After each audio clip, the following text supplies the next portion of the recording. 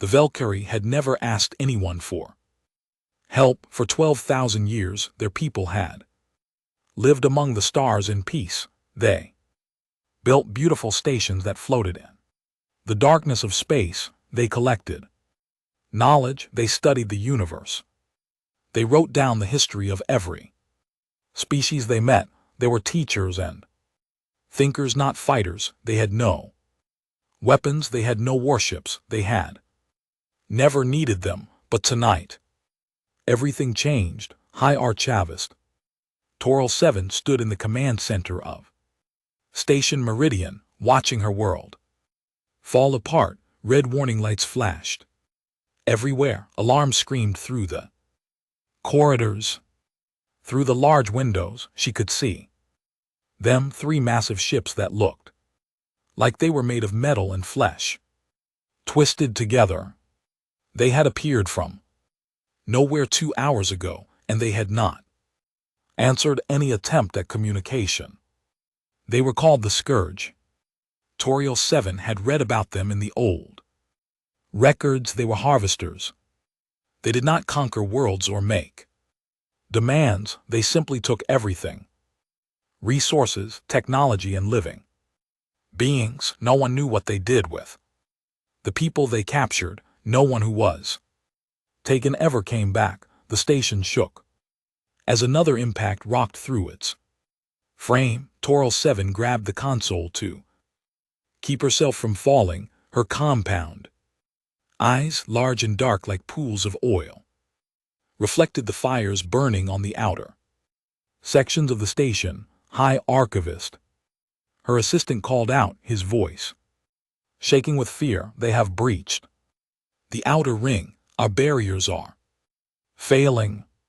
We have maybe 4 hours before they reach the central sections. 4 hours. Toral 7 looked at the internal monitors. Over 3,000 of her people were aboard this station. Families, children, scholars who had spent their lives studying the peaceful arts of knowledge. None of them knew how to fight. None of them had ever held a weapon. She made her decision. Open all emergency channels, she ordered. Broadcast on every frequency we can reach. Send a distress call to anyone who can hear us. Her communications officer hesitated. High Archivist, we have sent requests to the Galactic Council. They said intervention would take too long and cost too many resources. The other species in this sector have already said they will not help. No one is coming. Then we ask everyone, Toral 7 said firmly. Every species, every ship, every station, someone out there must answer. She walked to the communication console herself and began to speak. Her voice was calm, but inside she was terrified. This is High Archivist Toral 7 of Station Meridian. We are under attack by hostile forces. We are a peaceful people. We have no weapons and no way to defend ourselves. There are 3,000 of us aboard this station, including many children. We are asking, begging, anyone who can hear this, please help us, please. The message went out into the darkness of space. It bounced off relay stations and traveled through communication networks. It reached dozens of species on hundreds of worlds. Most of them did exactly what the Galactic Council had done. They calculated the distance. They considered the risk.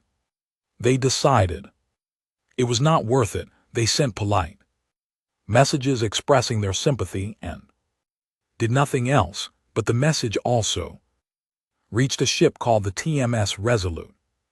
The Resolute was a Terran marine assault carrier, a large warship built by humans. It was on a routine patrol near the edge of Terran space, far from any active conflict. The crew was bored.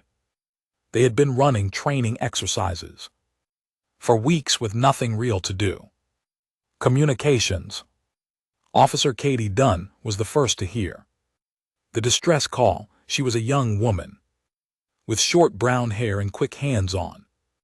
Her console, when the message came through, she listened to it twice.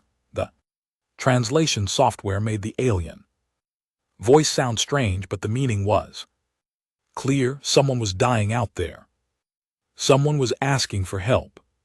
Katie immediately contacted the bridge. Captain, you need to hear this, Captain. Marcus Cole was sitting in his command chair reviewing patrol reports that he had already read 3 times. He was 52 years old with gray hair at his temples and a face that had seen many battles. When Katie played the message for him, he sat very still. How far? He asked. 114 hours at maximum speed, sir. It is outside our patrol zone. We do not have authorization to. I did not ask about authorization. Cole stood up from his chair. Commander Vance, sound General Quarters. I want all Marines ready for combat boarding operations. Helm, plot a course to these coordinates. Maximum burn. Commander Lisa Vance was his second in command. She was a tall woman with dark skin and steady eyes that never showed fear. She had served with Cole for 8 years and knew him well. She did not question the order. Captain, General Quarters, all hands. The alarms changed tone. Throughout the ship, sailors and Marines stopped what they were doing and ran to their stations. In the barracks, soldiers grabbed their weapons and armor. In the engine room, technicians began pushing the reactor to its limits. Cole opened a channel to the Marine commander. Major Reeves, get your people ready. We are going into a hostile situation. There are civilians in danger, including children. We do not know exactly what we are facing, but we know they need us. Major Pete Reeves was a serious man with a shaved head and arms covered in old scars. He had been a Marine for 20 years. He had seen combat on a dozen worlds. When he heard the captain's message, he simply nodded. Understood, Captain. My Marines will be ready. Down in the hangar, 200 Marines began preparing for war. They checked their rifles. They loaded their ammunition. They helped each other put on their heavy combat armor. Some of them were young, barely out of training. Others were veterans who had faced death many times before. Private First Class Joey Hart was one of the young ones. He was 23 years old with a round face and nervous hands. As he loaded his rifle, the Marine next to him noticed his shaking fingers. First real mission? The older Marine asked. Joey nodded. Yes, Sergeant. Sergeant Amy Nolan was 31 years old. She had a scar across her chin and eyes that had seen too much death. But when she looked at the young private, her expression softened. Just stay close to me, she said. Do what I do, shoot what I shoot. We take care of each other out here. That is how we survive. On the bridge, Captain Cole stared out at the stars. He knew he was breaking protocol. He knew command might punish him for this. He did not care. Somewhere out there, children were huddled in the dark, waiting to die. They had called for help, probably not expecting anyone to answer, but humans answered. That was what they did. Helm, Cole said quietly, get us there as fast as this ship can move. Resolute turned toward the darkness, and its engines roared to life. Help was coming. Station Meridian was dying. Slowly, the Scourge ships had wrapped themselves around the outer sections, like parasites feeding on a wounded animal. Black tendrils thick as trees and pulsing with strange energy had broken through the hull in dozens of places. Where they touched, metal rusted and crumbled where they spread lights. Flickered and died, High Archavist. Toral 7 had moved all the survivors to the central archive chamber. It was the strongest part of the station, built to protect the knowledge stored inside from any disaster. Now it protected something more valuable, 3,000 living souls. The chamber was large with high ceilings, covered in glowing symbols that told the history of the Valkyrie people. Normally, it was a place of quiet study. Now it was filled with the sounds of fear.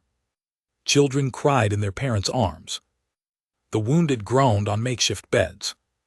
The air recyclers struggled to keep up with so many people breathing the same air. Toral 7 walked among her people, trying to offer comfort she did not feel. A young mother grabbed her arm as she passed. High Archavist, are we going to die? Toral 7 looked into the young mother's eyes. She wanted to lie. She wanted to say that everything would be fine, but the Valkyrie valued truth.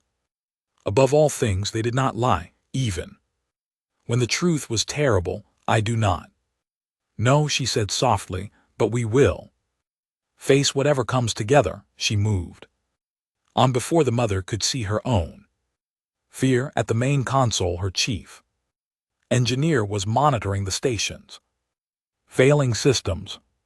His name was Coral 3, and he was the oldest Valkyrie on the station. His shell was cracked with age, and his movements were slow, but his mind was still sharp. The inner doors will hold for perhaps 2 more hours, he reported. After that, nothing will stop them from reaching us. 2 hours. Tool 7 had sent her distress call 6 hours ago. If help was coming, it would have arrived by now. She had accepted this truth. She had begun to prepare her people for the end. Then her communications console made a sound. It was a response, a voice rough and strange, speaking through heavy static. The translator struggled with the accent, but the words came through clearly. Station Meridian. This is Captain Marcus Cole of the Terran Marine ship Resolute. We received your distress call.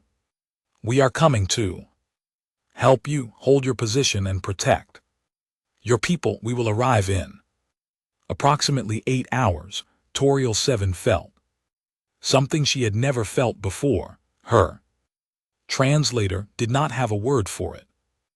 The closest concept in her language was unexpected light in darkness. She rushed to the console. Captain Cole, I am High Archavist Toral 7.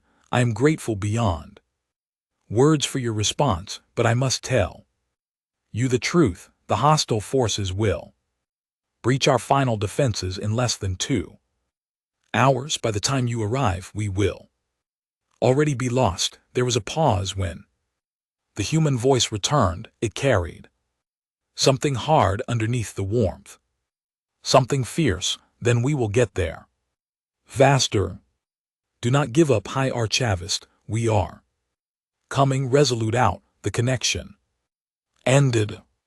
Toral 7 stood still for a long moment, trying to understand what had just happened. A species she had never met, from a world she had never visited, had heard her cry for help and changed course to answer it. They were flying toward danger. For strangers, it made no logical sense. The Valkyrie had studied hundreds of species. Most of them acted based on careful calculation of cost and benefits. They did not risk themselves for others unless there was something to gain. What did the humans hope to gain on the Resolute? Captain Cole was asking his chief engineer to do the impossible. Danny Marsh was a short man with thick arms and grease permanently stained into his fingers. He had been building and fixing starship engines for 30 years. He knew exactly what his ship could do and what it could not do. Captain, he said, rubbing his tired eyes. You are asking me to cut 8 hours down to 6, maybe less. The engines are not designed for that kind of sustained output. The reactor could crack. The whole ship could shake itself apart. Cole looked at him steadily. Danny, there are children on that station. Little ones who have never hurt anyone. In 2 hours, they are going to be taken by something that will do terrible things to them. I need you to give me more speed. Danny was quiet for a moment.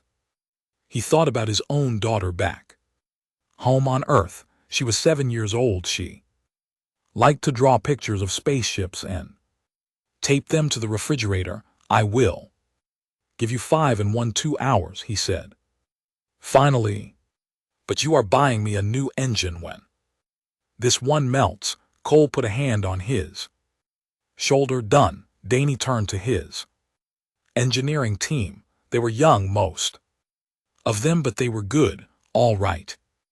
Everyone, we are going to push this reactor beyond anything it was built to handle. I need everyone focused. No mistakes. Lives depend on us. They got to work. In the Marine barracks, the soldiers were preparing in their own way. Some of them cleaned their weapons for the 3rd or 4th time. Some of them wrote messages to their families just in case. Some of them prayed. Sergeant Amy Nolan sat on her bunk, checking her rifle. Next to her, Private Joey Hart was pale and quiet. You scared? Nolan asked. Joey nodded. I have never done anything like this before. What if I freeze? What if I get someone killed? Nolan set down her rifle and looked at him. Listen to me, kid. Everyone is scared before a fight. Everyone. The ones who say they are not scared are either lying or crazy. Fear is normal. Fear keeps you alive. Then how do you do it? How do you fight when you are afraid? Nolan thought about it. You find something more important than your fear, something worth fighting for. Those people on that station, they are helpless. They cannot save themselves. If we do not help them, no one will. That is what I think about when I am scared. Not myself, them. Joey was quiet for a moment, then he nodded slowly. Okay, I think I understand. Good. Nolan stood up. Now get your gear ready. We have work to do. On the bridge, Captain. Cole watched the stars blur past as the Resolute pushed itself to its limits. The ship was groaning. Warning lights were appearing on consoles throughout the bridge. Commander Vance reported damage to secondary systems every few minutes, but they were getting faster. Cole thought about the voice he had heard in that distress call. The alien had sounded so hopeless, so certain that no one would come. She had probably sent that message, expecting it to be ignored just like all the others, but she had sent it anyway. She had hoped anyway. That was something Cole understood. Hope was not about expecting good things to happen. Hope was about refusing to give up, even when everything seemed lost.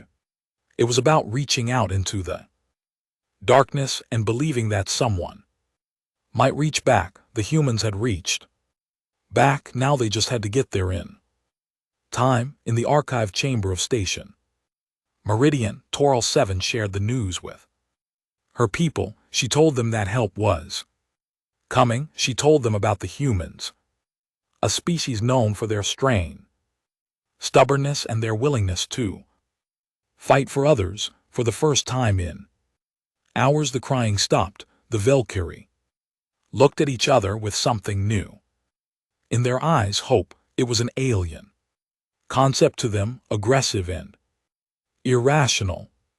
But as the hours passed and they waited in the darkness, they began to understand it. Someone was coming.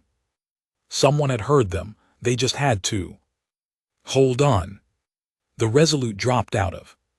Faster than light travel with a sound. Like thunder, the whole ship shook. Violently, consoles sparked, lights flickered somewhere deep in the engineering section. Something important cracked and began to leak, but they had made it. Captain Cole stood from his command chair and looked through the main view screen. What he saw made his stomach turn. Station Meridian was barely recognizable. The beautiful crystalline structure he had seen in the mission briefing was now wrapped in darkness. Black tendrils covered every surface, pulsing like veins carrying poison. Blood. Fires burned in the outer sections. Debris floated in the space around it. And the Scourge ships were still there. 3 of them, each one larger than the Resolute. They looked like nightmares. Made solid, part machine, part living creature covered in spines and strain growths. They had not noticed the Terran ship. Yet they were focused on their meal. All hands, this is the Captain Cole announced over the ship speakers. We have arrived at Station Meridian. Situation is bad. The enemy is bigger than us and there are more of them, but there are 3,000 innocent people on that station and they are counting on us. Today we show the galaxy what Terran Marines are made of. All departments begin operation. Let's bring these people home. In the hangar bay, Major Pete Reeves stood in front of his Marines. They were lined up in perfect rows, 200 soldiers in heavy combat armor. Their helmets hid their faces, but Reeves knew what they were feeling. He felt it too. Listen up, he said, his voice hard as iron. The people on that station have never fought a war. They have never held a weapon. They are scholars and teachers, and parents and children. Clears throat. Right now they are huddled in a room, waiting to die because they had the courage to ask for help. He paused. We are the help. We go in fast. We hit hard. And we do not stop until every single civilian is safe. No one gets left behind.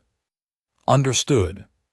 Your 200 voices shouted together. Then get to your drop ships. We launch in 2 minutes. The Marines moved with practice speed. They loaded into the armored drop ships, checking their weapons one last time. The pilots started their engines. The hangar doors began to open. On the bridge, Commander Lisa Vance was coordinating the space battle. The Scourge ships had finally noticed the Resolute. They were turning toward her, weapons charging. All batteries open fire. Vance ordered.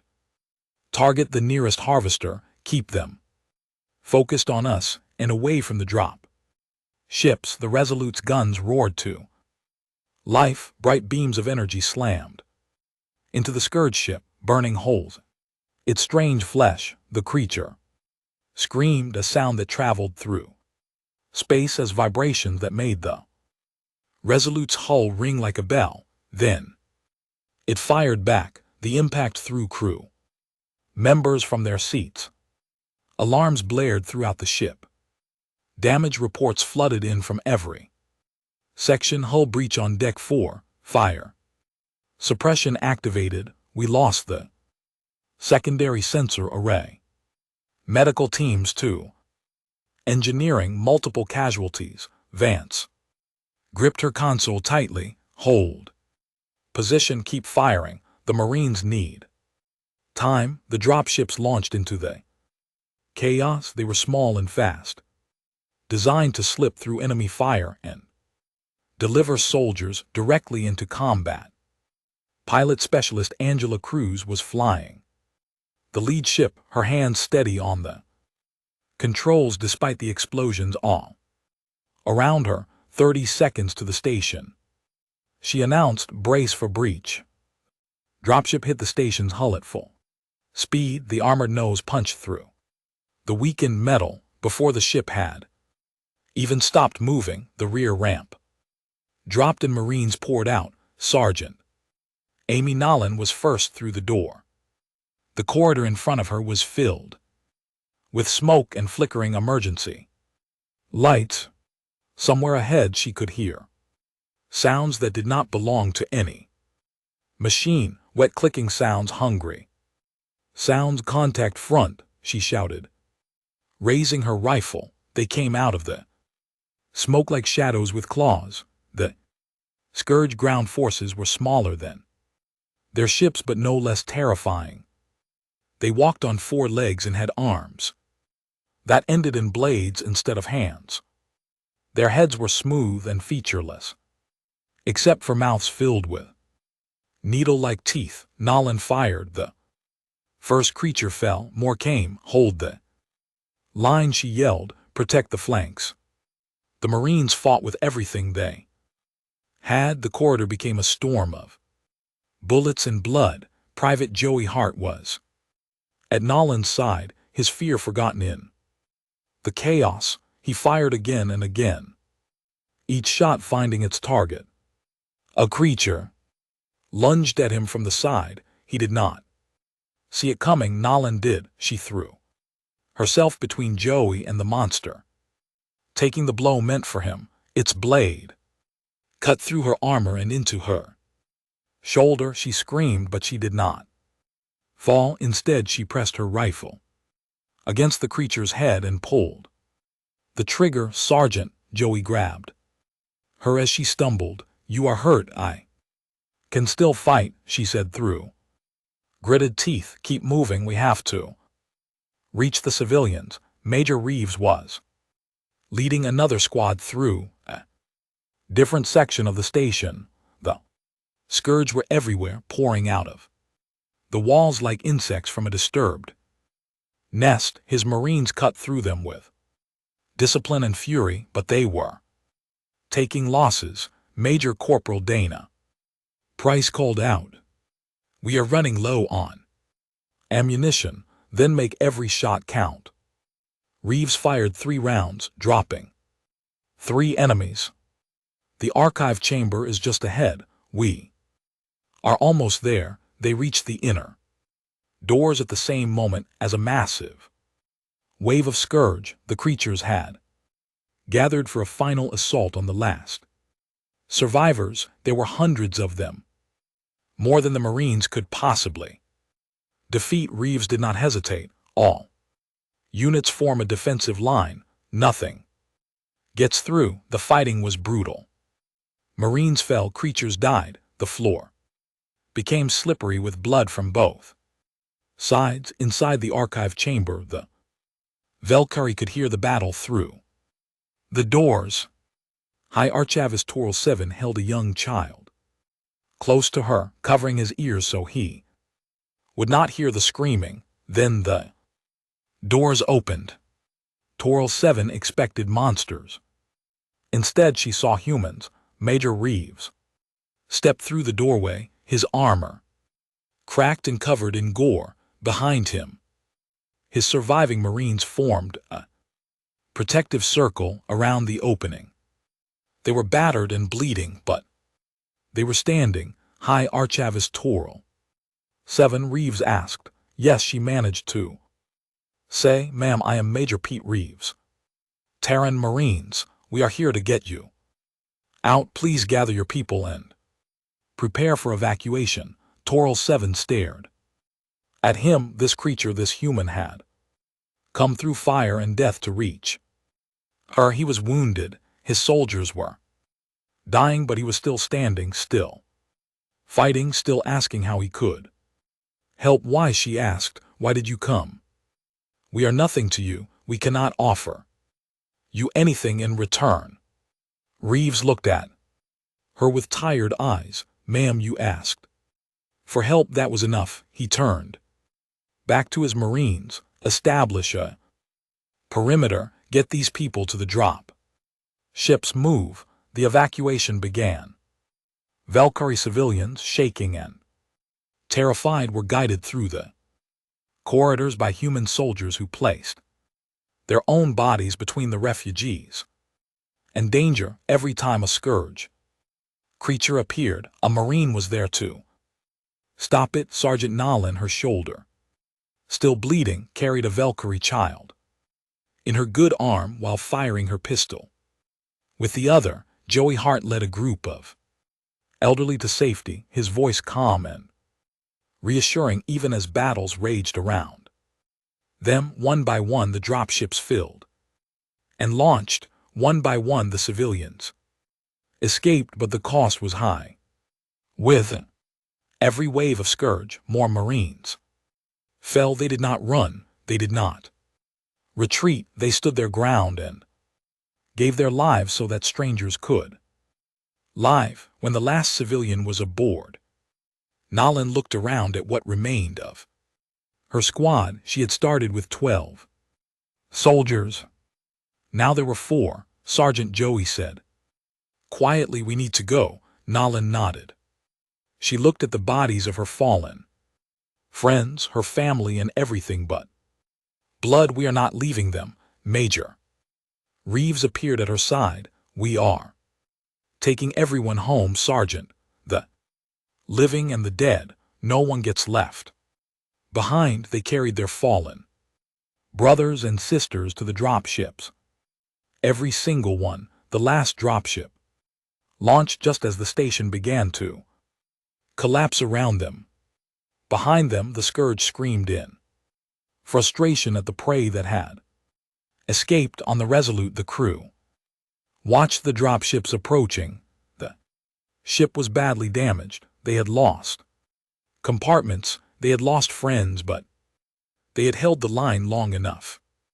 Captain Cole opened a channel to the dropships. Welcome back, Marines. Well done. In the crowded dropship, surrounded by exhausted soldiers and terrified civilians, High Archivist Toral 7 looked at the humans who had saved her people. They were bleeding. They were tired. Some of them were crying for friends who would not be coming home, but they had come against all reason, against all logic. They had come. She did not have words for what she felt. The Resolute was dying. Commander Lisa Vance stood on the bridge watching damage reports scroll across her screen. Hull breaches on 6 decks, fire in the forward weapons bay. The primary engine was failing. The shields had collapsed 20 minutes ago. But the dropships were back. The civilians were safe. Now they just had to survive long enough to escape. Helm, she ordered. Set course for the nearest Terran station. Best possible speed. An enveer. An enveer. An enveer. An enveer. An enveer. An enveer. An enveer. An enveer, Commander. The engines are barely functional. We can manage maybe half our normal speed. The stay, 1 Vest 40 foe, then half will have to do. Get us moving. The Resolute turned away from the destroyed station, away from the scourge ships that were still hunting. The alien vessels had taken damage too, but they were recovering faster than the Terran ship they were following. Captain Cole was not on the bridge. He was walking through his wounded ship, checking on his crew. He visited the medical bay, where doctors worked frantically to save the injured. He visited engineering, where Danny Marsh and his team struggled to keep the engines running. He visited the hangar bay, where the Marines were caring for their wounded and their dead. 47 Marines had died on Station Meridian. 23 Navy crew had been killed during the space battle. The ship that had left on a routine patrol was now a floating hospital filled with grief and exhaustion, but it was also filled with something else. 3,000 Valkyrie who were alive because of their sacrifice.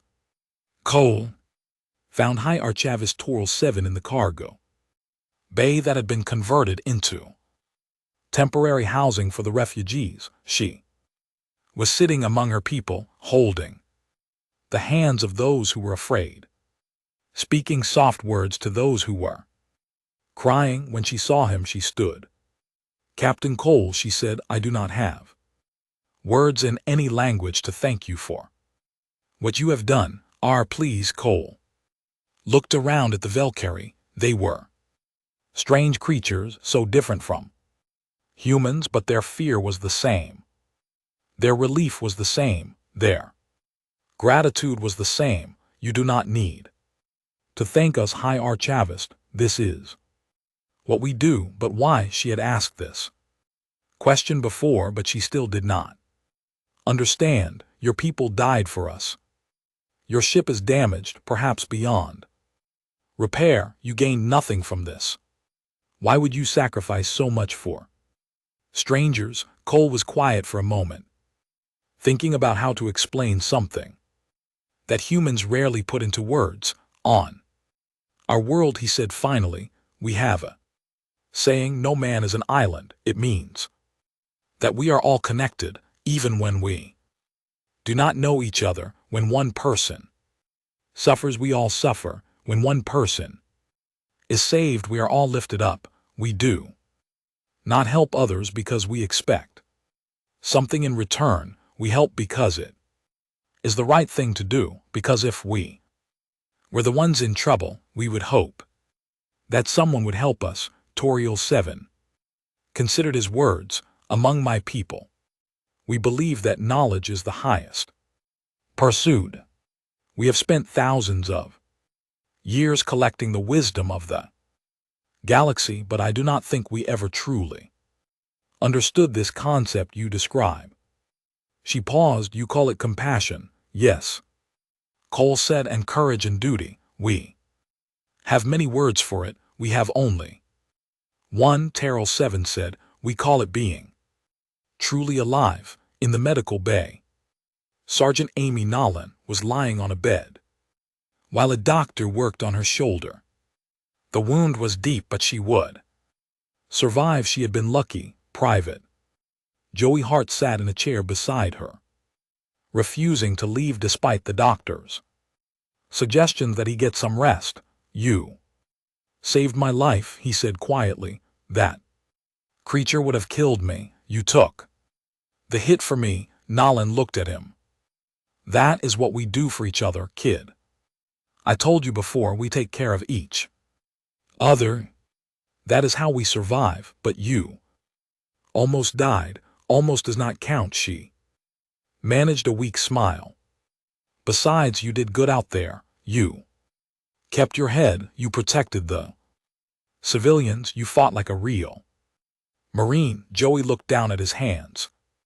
They were still shaking slightly. I was scared the whole time. So was I, Nolan admitted. So was everyone, but you did your job. Anyway, that is what bravery means. It does not mean not being afraid. It means being afraid and doing the right thing. Anyway, in engineering, Danny Marsh was working on the damaged reactor with burned hands. He had refused medical treatment until the ship was stable. His team had done the same. Commander Vance came down to check on their progress. How bad is it? Danny wiped sweat from his forehead with a rag that was more grease than cloth. Bad. We are holding together with prayers and duct tape, but I think we can make it to the nearest station. Maybe 10, maybe is not very reassuring. It is the best I can give you. Commander, this ship gave everything she had. She deserves a rest, so do we all. Vance nodded. Keep working, Chief. You are doing incredible work. Just doing my job. Ma'am, same as everyone else on the bridge. The crew watched the sensors nervously. The Scourge ships were still following, but they were keeping their distance. Perhaps they were too damaged to attack. Perhaps they were waiting for reinforcements. No one knew how long. Until we reach friendly space, Cole asked, returning to the bridge. At our Current speed about 6 hours the helm. Officer reported, 6 hours it felt like. An eternity. Cole sat in his command chair and looked at his crew. They were exhausted. Some of them were bandaged. All of them were grieving. I want you all to know, he said, that I have never been prouder to serve with anyone. What we did today was hard. We lost friends. We took wounds that will take a long time to heal, but we saved 3,000 lives. 3,000 people who will go home to their families because of what we did. He paused. The galaxy is cold and dark. There are species out there that prey on the weak and ignore the suffering of others, but today we showed that there is also light. We showed that there are people who will fight for strangers, who will bleed for strangers, who will die for strangers. We showed what humanity stands for. The bridge was silent. Then, slowly one of the officers began to clap. Others joined. Soon the entire bridge was applauding, not for victory, but for sacrifice, for duty for each other. In the cargo bay, the Valkyrie heard the sound. They did not understand what it meant at first, but when High Archavis Terral 7 explained, they joined in. 3,000 alien voices adding their own version of applause to the human sound. It echoed through the wounded ship, a chorus of gratitude and respect. The Resolute limped toward safety, carrying her precious cargo of survivors. Behind her, the scourged ships finally gave up the chase and turned away, perhaps deciding that these particular prey were more trouble than they were worth. 6 hours later, the Resolute reached friendly space. A rescue fleet was waiting for them, alerted by Captain Cole's earlier communication. Medical ships rushed to take the wounded. Supply ships brought food and water for the refugees. Engineers prepared to begin repairs on the battered carrier. As the Valkyrie were transferred to safer vessels, many of them stopped to thank the human crew. Some of them touched the humans gently with their appendages, a gesture of deep respect in their culture. Others simply bowed their heads. High Archavis Terral 7 was the last to leave. She found Captain Cole on the bridge, sitting in his chair and staring at nothing. Captain, she said, I must go now. My people are being taken to a safe world where we can rebuild.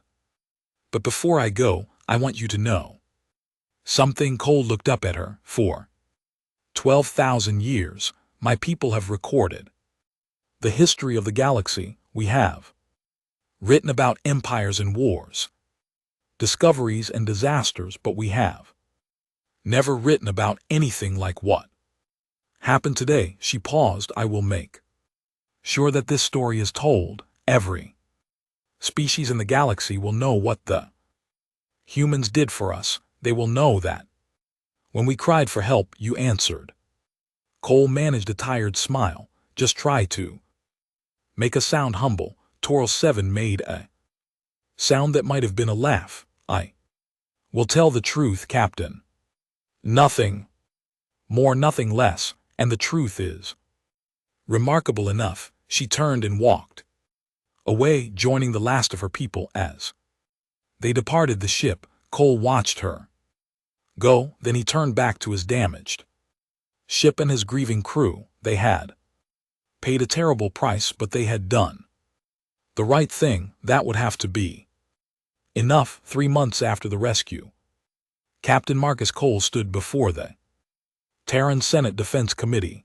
The room was large and cold, filled with senators who looked at him with expressions that ranged from curiosity to anger. Cole wore his formal dress uniform. His medals hung on his chest, including a new one awarded for the Station Meridian mission. His hands were clasped behind his back, his posture Straight, his face calm.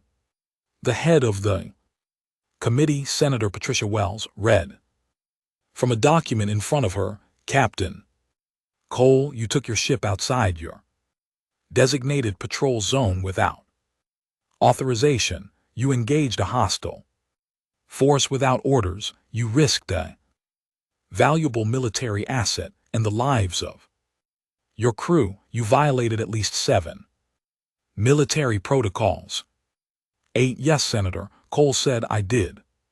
Do you have anything to say in your defense? Cole looked at her steadily. Senator, with respect, I would do it. Again, the room went quiet. Several senators exchanged glances. 3,000 innocent people were going to die, Cole continued.